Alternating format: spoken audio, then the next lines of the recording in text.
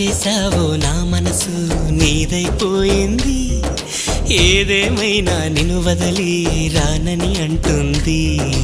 ఏం చేసావో నా ప్రాణం నీ చుట్టే ఉంది. ఏదేమైనా జీవితమే నీతని చెబుతుంది.